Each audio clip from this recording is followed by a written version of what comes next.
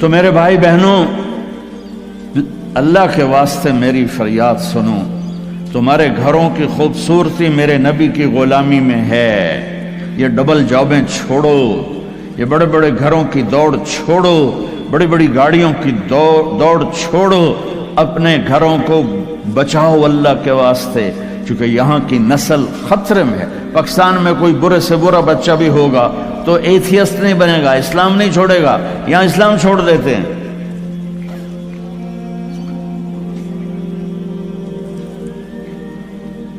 میں آپ کو اپنے گھر کی بتا رہا تھا، ایک بچہ مجھے ملنے آیا، کہنے لگا جی میں نے پورے پاکستان میں ٹاپ کیا ہے ایف ایس سی میں، اور کنگ جو ٹاپ کرتے ہیں وہ کنگ ایڈورڈ میڈیکل یونیورسٹی میں جاتے ہیں۔ تو 2 دفعہ میں خودکشی کی کوشش کر چکا ہوں، پلز کھائیں، گولیاں، لیکن وہ زندگی تھی، بچ گیا۔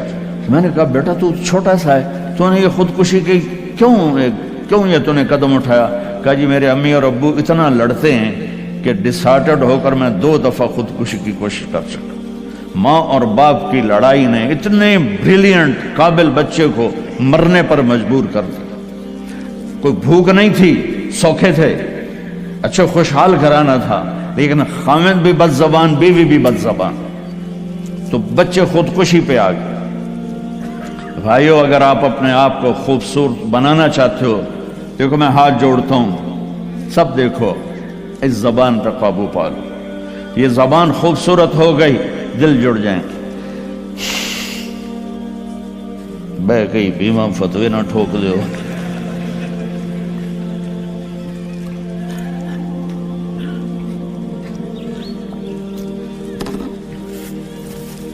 ہماری ایک دھوبن تھی ماسی شریفہ، 85 میں بیچاری فوت ہوئی، چھوٹا قد تو بڑی لڑاکی۔ تو وہ ایک دن آئی میری بہن کے پاس، کہنے کہ بی بی اے میری نوماں بڑیاں لڑدیاں میرے نال، 4 بیٹے تھے 4 بہن، تو میں نے کوئی تویز دے، چاروں میریاں نوکر بن جاؤں۔ میری بہن کو تو پتا تھا کہ لڑدی تھا آپ ہے، تو اس نے نا ایسے کاغذ پر کچھ لکھا کے نا یوں کر کے نا ایسے تعویذ کو رول کر کے، کماسی شریفہ اے تعویذ ہے بڑا سانپ کے رکھڑ آنا، جب تیری لڑائی ہونے لگے تو نے یہ تعویذ ایتھے رکھ کے چک مار دینا ہے۔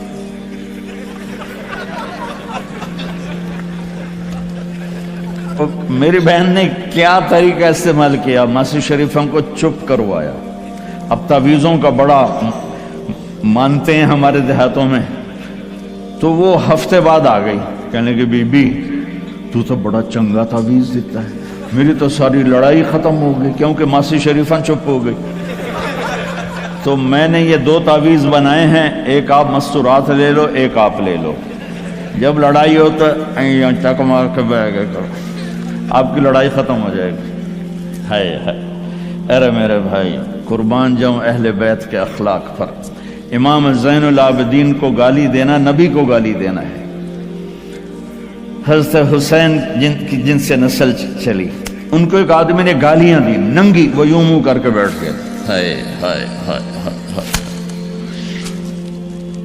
اس نے سمجھا کہ ان کو پتہ نہیں میں ان کو گالیاں دے رہا ہوں، تو وہ ادھر سے اٹھ کے سامنے آ کر کہنے لگا ایاک آنی، اور میں تینوں گالا کر رہے ہیں۔ آپ نے فرمایا وعن کا اغوی، اور میں بھی تجھے ہی معاف کر رہا۔ تو ایک دم قدموں میں گر کے پاؤں چومنے لگا کہ بے شک آل رسول کے اخلاق ایسے ہی ہوتے ہیں۔ میرے بھائیوں، اپنے گھروں کو اپنے نبی والی زندگی پہ لاؤ۔ میرا سر میرا ساتھ نہیں دے رہا، میں تفصیل ویسے بھی نہیں ہو سکتی، اشارہ کر رہا۔ اپنے نبی کی زندگی پڑھو، اپنے نبی کی زندگی پڑھو کہ آپ نے اپنے گھر کو کیسے چلایا، کس طرح آپ نے 11 گھروں کو نبھایا، 2 مہینے چولہا نہیں جلتا تھا اور بیویاں قربان ہو رہی ہیں، یہاں سب کچھ دے کر پھر بھی لڑائیاں ہیں، بچے برباد ہو رہے ہیں، نسلیں برباد ہو رہی، چھوٹی چھوٹی باتوں پر अड़ कर हमारे उस्ताद साहब थे मौलाना जमशेद साहब, वो हमें बहुत ज़्यादा सबक में फरमाते थे, जो हार मान जाएगा वही जीत जाएगा। हार मान जाया कर, झुक जाओ, झुक जाने। मेरे नबी ने फरमाया, जो झुक गया और माफ कर गया, मैं गारंटर हूं अगर उसकी इज्जत कम हो तो मुझसे आके ले ले। जो माफ करेगा अल्लाह उसकी इज्जत बढ़ा देगा, जो बदला लेने पे आएगा पूरे घर को तोड़ के रख देगा। ये चंद रोजा जिंदगी है। मेरे नबी की दो सुन्नतें ले लो, एक जबान पे काबू, ये इस जबान पे काबू पा लो, इस जबान पे काबू पा लो, इस जबान पे काबू पा लो, तो आपके घरों के 90% मसाइल खत्म हो जाएंगे। और दिल को सबसे साफ रखो और अपने एक दूसरे का हाथ बढ़ाओ। अपने बच्चों को अपनी दौलत समझो, इनको यहां अच्छा मुसलमान बना के छोड़ो। अब ये नस्ल यहां रहने वाली है, वापस नहीं जाएगी। न तुम जाओगे न तुम्हारी नस्लें जाएंगी। एक पठान कोई बैठा हो तो पहले माफी मांगता हूं। तो एक पठान का खरगोश गुम हो गया, तो लोगों ने अफसोस किया कि खान जी आपका तो खरगोश गुम हो गया। तो वो कहने लगा, अरे भाई गम ना करो, हमने उसको नुस्वार खिलाया हुआ है, जब नशा टूटेगा हमारे पास ही आएगा। तो तुम्हें ऑस्ट्रेलिया की नस्वार लगी है, तुम पाकिस्तान वापस जाओगे? नहीं जाओगे, इधर ही रहोगे। लिहाजा यहां इस तरह जिंदगी सीखो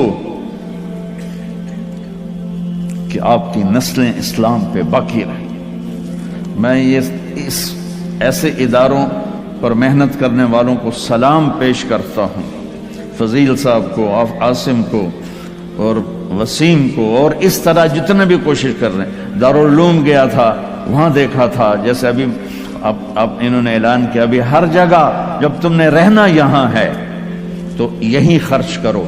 यहाँ ढूंढो कौन ज़कात का मुस्तहिक है, उसको ज़कात दो।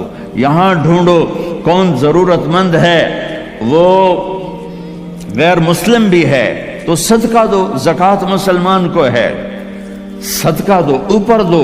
ज़कात देने से आदमी सखी नहीं बनता और बखील भी नहीं रहता। रात भी इनके स्कूल आया था तो ये मैंने किस्सा सुनाया था कि ज़कात देने वाला एक होता है ना मर्द, एक होती है औरत, ये दरम्यान वाला कौन होता है?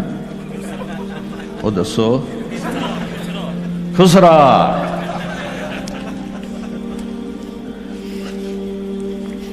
तो ज़कात देने वाले जो होते हैं ना, वो बुखल से निकल आते हैं, सखावत में जाते नहीं, तो विचकारले बढ़ जाते हैं। तो सदका भी दिया करो। खुसरो परवेज ईरान के बादशाह के पास एक आदमी मछली लाया, उसको बड़ी पसंद आई, तो उसने शाही जोश में कहा 4000 दिरहम दे दो। बहुत बड़ी दौलत थी, जैसे $4000 समझो एक मछली। तो उसकी बेगम ने उसके कान में कहा, ये क्या किया है? दरबार था, तो 4000 तुम एक मछली पे दे रहे हो तो खजाना खाली हो जाएगा, वापस लो उससे पैसे और मछली वापस करो। उन्होंने कहा, मैं बादशाह होकर पैसे कैसे वापस लूं, ये तो हो ही नहीं सकता। उन्होंने कहा, मैं बताती हूँ, तुम उसको बुला के पूछो, भाई ये मछली क्या है, नर है या मादा? वो कहेगा नर है, तुम कहना हमें मादा चाहिए थी, ये तुम्हारी मछली, हमारे पैसे दो। अगर वो कहे ये मादा है तो तुम कहना भी हमें नर चाहिए था, ये तुम्हारी मछली, हमें पैसे दो। हाँ हाँ हाँ, कब है उसको बुलाओ बुलाओ बुलाओ बुलाओ। वो बाहर निकल गया था, उसको बुला ली। ओ भाई ये मछली नर है या मादा? वो कोई प्यो दो पुत्र, उसे कह सही है, ही जड़ा है, ये ना नर है ना मादा। उन्होंने कहा 4000 और दे दो। तो मेरे भाइयों, ऑस्ट्रेलिया, अगर आपके पास पासपोर्ट है तो ये आपका मुल्क है, ये आपका देश है। मैं आपके सामने हाथ जोड़ता हूँ, इस्लाम पे हर्फ ना आने दो, झूठ ना बोलो, धोखा ना दो, फ्रॉड ना करो। यहाँ की लड़कियों से इसलिए शादी ना करो कि कागजात बनाने हैं, ये धोखा होगा, फ्रॉड होगा। और मेरे नबी का फरमान है, मेरा उम्मती हर गुनाह कर सकता है, दो कभी नहीं करेगा, एक झूठ कभी नहीं बोलेगा और एक धोखा कभी नहीं देगा। آپ میں جو تاجر بیٹھے ہوئے ہیں ٹیکس نہ بچاؤ، جو جابین ہیں ان کا ٹیکس تو اپنے آپ کٹ جاتا ہے، لیکن یہ جو تاجر ہیں یہ ہیرا پھیری کر کے ٹیکس بچاتے ہیں۔ تو میں آپ کے سامنے ہاتھ جوڑتا ہوں، سچائی پر پیسہ قربان کر دو، پیسے پر سچائی کو قربان نہ کر دو۔ اگر تمہاری کمائی 1 لاکھ ہے تو 1 لاکھ شو کرو، اور اس کو جتنا ٹیکس بنتا ہے ادا کرو، اللہ تمہیں پتہ نہیں کہاں کہاں سے دے گا۔ دیکھو یہ لوگ آپ پہ لگاتے ہیں، آپ پر خرچ کرتے ہیں، آپ کا ہر سہولت کا خیال کرتے ہیں۔ آپ اسلامی ملکوں میں 50 سال بھی گزار دو تو آپ کو پاسپورٹ نہیں دیتے، آپ 4 سال گزارتے ہو آپ کو پاسپورٹ دیتے ہیں، آپ کو برابر حقوق دیتے ہیں۔ آپ ان کو دھوکہ دو، کسی کو بھی دھوکہ دینا حرام ہے، اور جو اتنے خیر خواہ ہوں ان کو آپ دھوکہ دیں اور ٹیکس بچائیں، کیا کرو؟ شادی پہ لٹا دیتے ہیں، شرابوں پہ لٹا دیتے ہیں۔ رزق حلال، شرابیں نہ بیچو، رزق حلال کماؤ، اللہ سے مانگو کہ اللہ میں توبہ کرتا ہوں میرے لیے راستہ نکال، اور پھر اس کی کوشش کرو اللہ راستہ دے دے۔ آپ ان کے ساتھ وہ انگریزوں کے دور میں نا دلی میں ایک وہ پک پاکٹ والا تھا، جیب کترا، تو اس کا چیلا شام کو 2 روپے لے کر آیا، تو اس نے اس کو تھپڑ مارا کہ صرف 2 روپے سارے دن میں؟ انہوں نے کہا استاد جی آج ایک بڑا مال چرایا تھا، ایک انگریز کی جیب کاٹی تھی، لیکن 4 قدم چلا تو مجھے خیال آیا سبحان اللہ کہ اگر قیامت کے دن عیسیٰ علیہ السلام نے میرے نبی کو گلہ دے دیا کہ آپ کے امتی نے میرے امتی کی جیب کاٹی تھی تو میرے نبی کو شرمندہ ہونا پڑے گا، تو میں نے وہ پیسے اس کو واپس کر دیے، اور یہ 2 روپے اپنے دے کپے تو اس نے خوش ہو کر اس کو 10 روپے انعام دیا۔ تو بھائیو دیکھو کل قیامت کے دن اپنے نبی کو شرمندہ ہونے نہ دینا کہ دھوکہ، فراڈ۔ نوجوان شادیاں کرتے ہیں کہ پیپر بن جائیں، ریئل شادی کرو ٹھیک ہے، لیکن پیپر بنانے کے لیے اللہ کے واسطے ایسا دھوکہ۔ اب تاجر ہو اللہ کے واسطے ٹیکس نہ چراؤ، یہاں کے قانون کی پاسداری ان سے بھی زیادہ کرو۔ ہمارے ملکوں میں ٹیکس نہیں دیتے کہ ہیرا پھیری ہے، حکومت کے کارندے کھا جاتے ہیں، کچھ راستے میں ادھر ادھر ہو جاتا ہے، کچھ تھوڑا بہت لگ بھی جاتا ہے، تو وہاں تو اس لیے وہ ٹیکس نہیں دیتے۔